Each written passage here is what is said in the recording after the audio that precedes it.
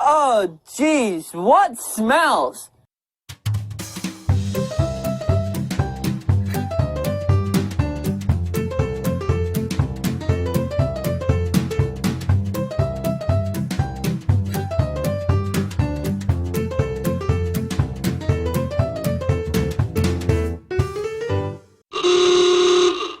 Well, that stinks. Hey everybody, and welcome to an utter edition of Blue Cheese. It's the show where we pair stinky movies on Blu-ray with a cheesy snack. I'm your host, the Moo Cow, otherwise known as Paul A Presenza, and I'm joined with... Jonathan Moody. How's it going, Jonathan? It's going good. How's it going with you? Oh, it's going pretty moveless. So why don't you show the good folks what movie we will be watching this time? It is called SheBorg. Woohoo. And we got it at the Dollar Tree. So you know it's going to be awesome. Yeah, because awesome movies come from the Dollar Tree, Absolutely. Right? Cheesy movies do for blue cheese anyway, and we will be pairing that up with coffee cake cheese bites. So they're like coffee cakes with some kind of cream cheese stuff. And we're making sure we're drinking our coffee. Yes. I've got my iced mint mocha from Wawa. Wawa. And Call he's got us his... up. Sponsor us, please. That would be great. Yes, so here we go. Here we go. Yes. We got plenty of these. So we will come right back with our review of this weird movie, SheBorg. See you on the flip side. Bye.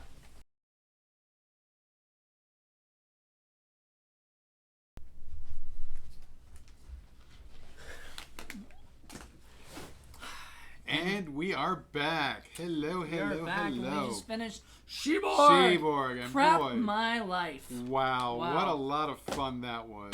I'll tell That you was what. way more enjoyable than I expected it to be. Honestly, Well, I guess even we shouldn't expected it to quite give away our scores, but yeah, it was a lot of fun. It was very interesting. Can you kind of summarize what happens in the movie? Score sheets. Yeah. So how I'd summarize it is this SheBorg crazy thing, alien Chaos. that chaos provides the whole time. She's this chick who all she wants to do is just kill people and eat puppies and turn people into other cyborgs and stuff. And it's funny because the movie opens up with our two protagonists there. I guess it's Whitney? No. Dylan and Eddie, who, they're running around and spray painting anarchy signs everywhere, Well, really, Dylan is, and Dylan Eddie's is. kind of just, I guess, being kind on of the along lookout, for the ride. yeah. But, so she's kind of like pretending that she wants anarchy and chaos. Meanwhile, there's this horrible SheBorg who's really doing chaos from outer space. And then she comes to Earth. Crash lands on Earth into a puppy farm. And that's so sad because, apparently that's how they eat and survive. It's through eating puppies and stuff. And people. So they basically turn these people into cyborgs and have them do their bidding, do her bidding. And that's her plan, I guess, is to take over the world by turning everybody into cyborgs and eating, and then the meat. Calling for the rest of her alien species to come down and visit Earth and take over. But and take over. She's planning to take over the world, and but it's like an Australian punk rock trauma film. Is the best way I can describe it. Oh my god, that is it was exactly so much fun. It has a really zippy soundtrack. The characters were really well developed. It was very well written. It was just energy, lots and lots of energy. The character interaction was a lot of fun. The dialogue was a lot of fun. Pretty much everything, even though you could tell not a lot of money went into sort of the special effects and some of the other things, it was okay. You can forgive it when it's a lot of fun like this. Right. Yeah. So, you can kind of forgive some things, like you saw a poster to somebody's movie in a police station. Yeah. And I guess it was probably the filmmaker Daniel Armstrong, I think was his name. It was his name, right? Daniel Armstrong. Well done, buddy. Yeah. It was so much fun. Considering, I've never heard of this guy and I never heard of this movie. This movie just from the very beginning, we were right off the bat, we just love these two characters. They were running from the police. They were spray painting. They were causing chaos. She was spray painting on her own father's poster because he's mayor. That's what she started. Then she saw the cop car, so she spray painted on the cop car. Right. And the cops saw him because she can't resist it. Because they're going to getting donuts, and they came after her. And the chase scene in the beginning, and you love the fact that all the writing was in the spray paint. Right, right. All the credits and the beginning credits were in spray painted on the walls, and you know, were FX'd in some of the places, but it made it look like it was graffiti. It was fun. Yeah, and then and that was fun. It was music that was popping, and like it was all like, you know, Aussie punk, you know, stuff, and it was just from the very beginning you could tell like this was gonna be a fun like little ride of a movie. Yep. And then, you know, and then you get to meet this SheBorg, and she comes down, and she starts causing all this chaos and everything. And then you get to meet, well, it's really funny, because we saw this girl who had purple hair, and she looked a little like Velma from Scooby-Doo. And, of course, that was her name. And she was, we called her the Lenore character, because she knew all about science and She knew about science, and she looked kind of like a little bit like, if we could get Lenore to color her hair purple, she could pass for it. It'd be a lot of fun. And so so if you know Lenore from our show, Lenore is the science girl that used to be with us, do the stuff back in the day. Indie Film Cafe, she did Forgotten Horror Classics. She was a lot of fun. She was our science nerd on the show for a while. It was great. But anyway, this movie was just like, they knew what they were doing, you know, when they were making it. This is a proper way to make a silly B movie. From the very beginning, that if they're going to call it SheBorg, that they were going to have fun with it. Right. But lots of energy, you know, lots of comedy. I mean, the comedy parts were really, really well done. There's a lot of clever lines. Lots of fighting. Lots and lots of fisticuffs. And action. And stunts. Oh my God, these girls did all their own stunts. I was amazed. I know. Well, except the one chick we saw in the outtakes, the one chick that... Obviously, she ain't gonna fall from a fucking, you know, thing and land. We kept saying, okay, we are not gonna have our actors do that, and we are not gonna have our actors do that. Not yet. We're not ready for that. But I don't know if Daniel Armstrong had done any other films before this or whatnot.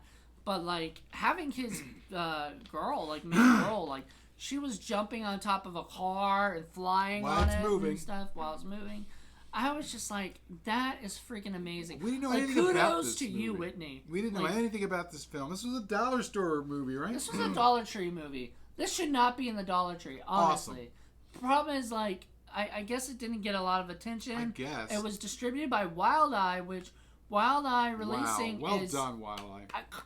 For once. You found a really good one. I mean, not for once. They've got a few good ones, but... You know, we get with Carousel and Velocipaster. Yeah, you guys. This is up there with them. This is up there with them. Absolutely. Yes, for sure.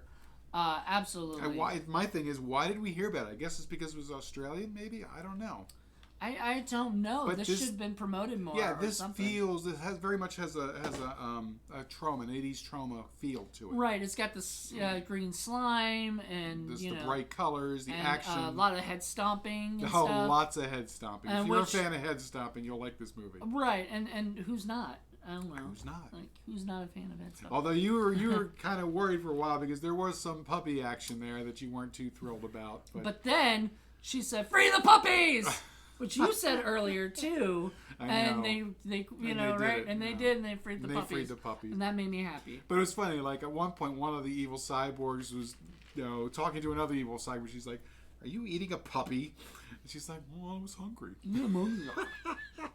So you know, it's ridiculous and mean spirited, but at the same time, they're having fun with it. It's not mean spirited. Well, they were having fun with it. Yeah, I mean, I didn't think it was at all. I don't think the this whole puppies movie looked fake. I mean, good, which was good. Yeah, thank God. But you forgot, what was the puppy's name? Fluffy. No. If you ever seen Suburban Sasquatch, you know Muffy. That line. Muffy. But it was funny because you know, Dylan didn't care until she found the fluffy collar, and all of a sudden she was like, "Son of a bitch must pay," which is my favorite line from what is the John Carpenter movie? Yeah, Big Trouble in Little China. Yeah, I love that. There's a lot of great lines that are lifted from different movies, Buffy. And that was okay. It was great. And then there was also lines that like "Crap My Life."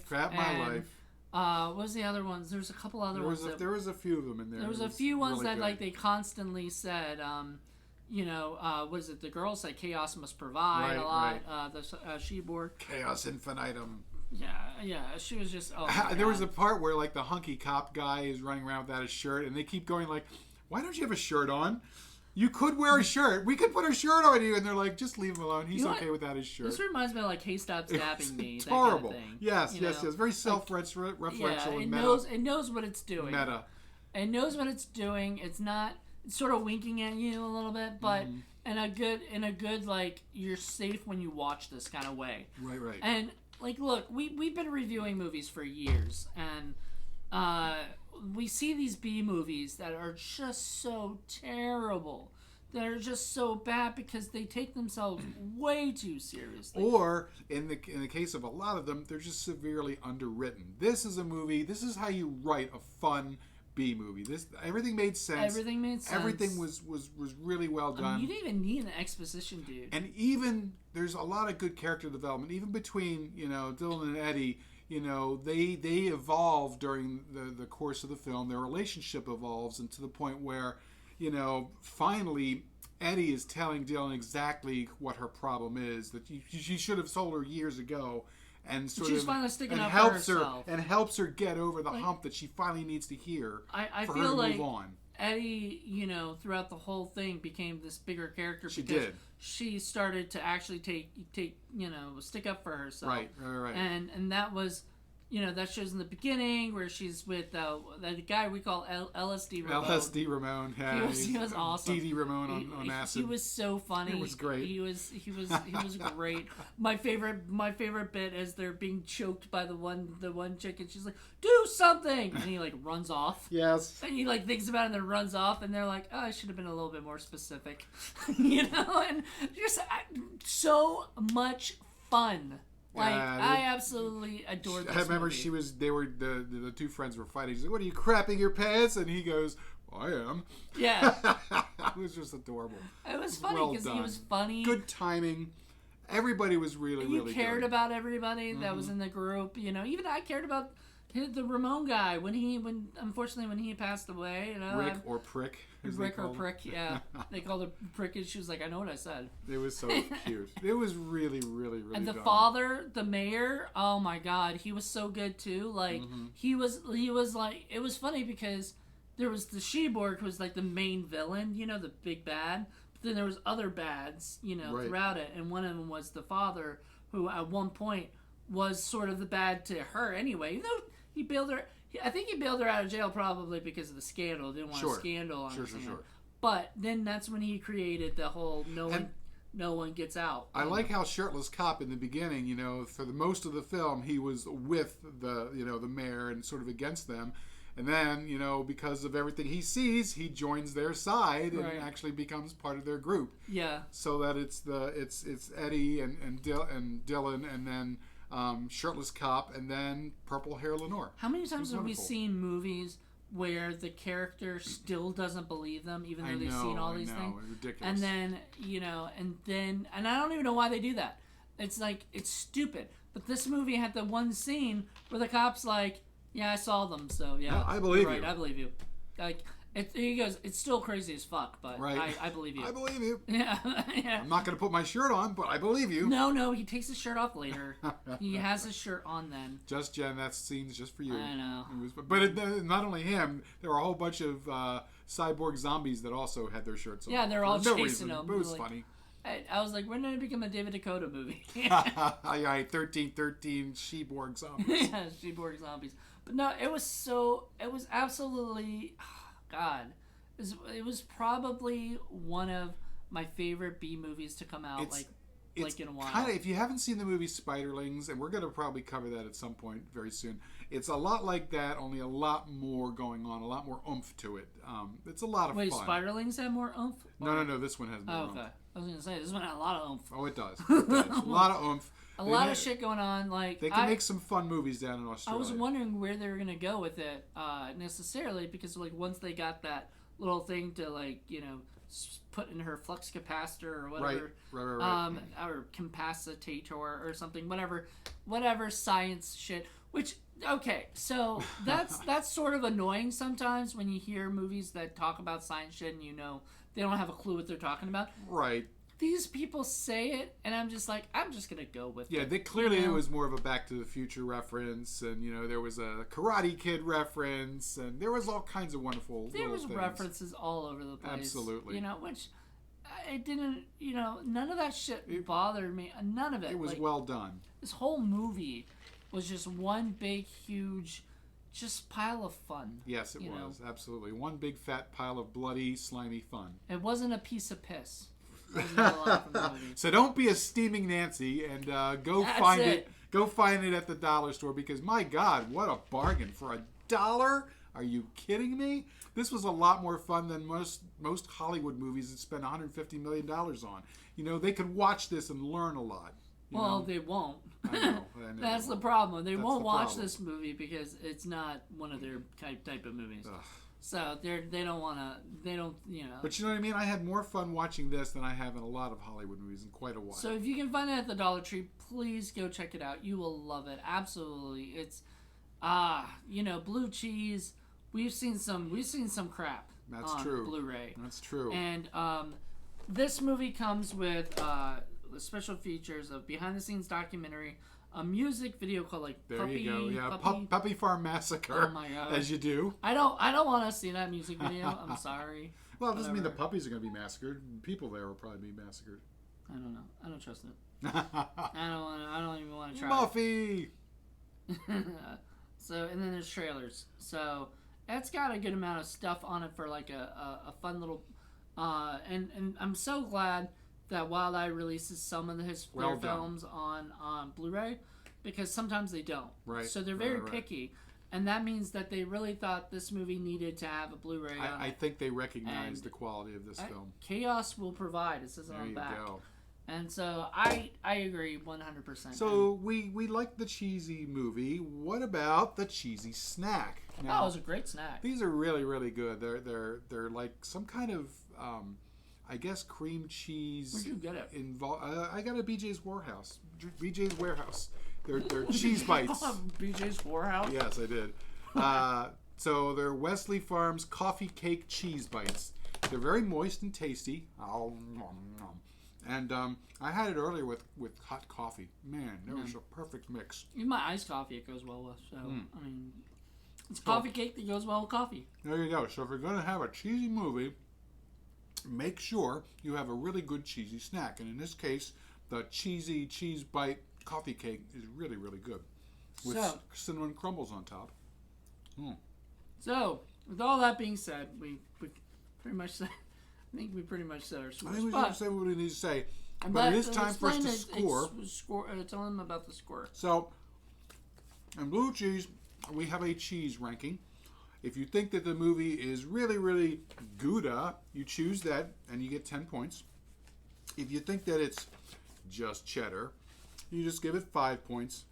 And if you think that it's a stinky pile of crapola, you give it a stinky blue cheese and it gets negative 10 points.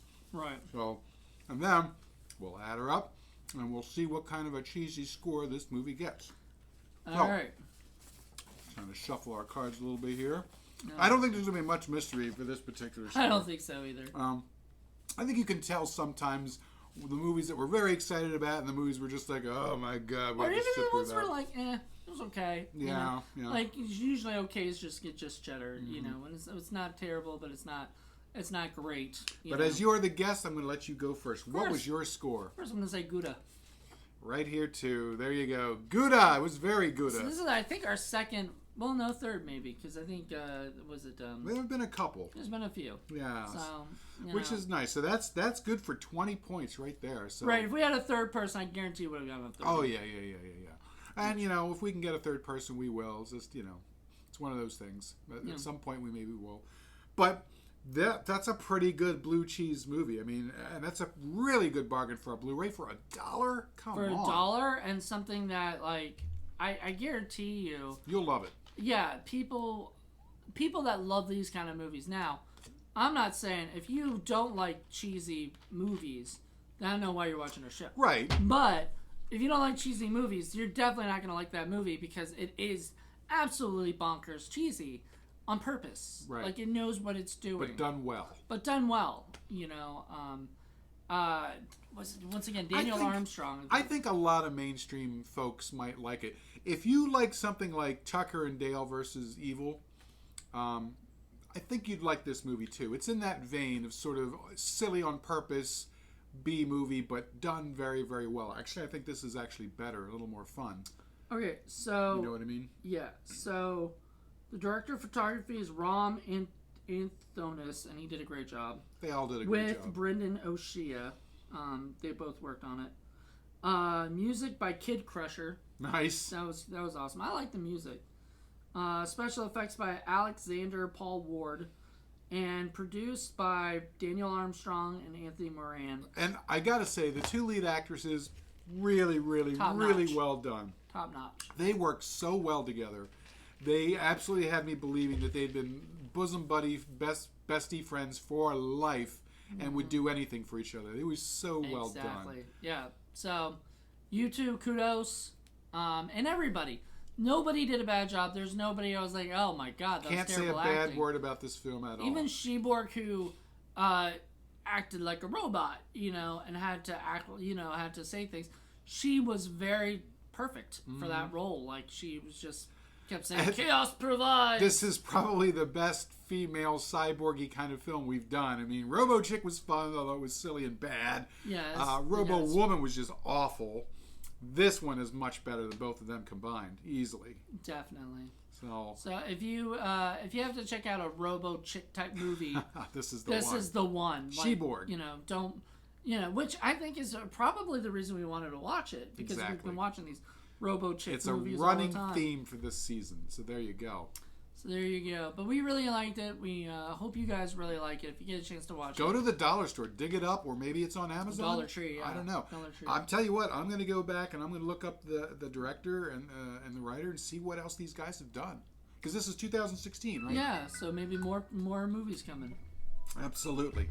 Oops, looks like I'm getting a phone call, so we're going to have to cut this short.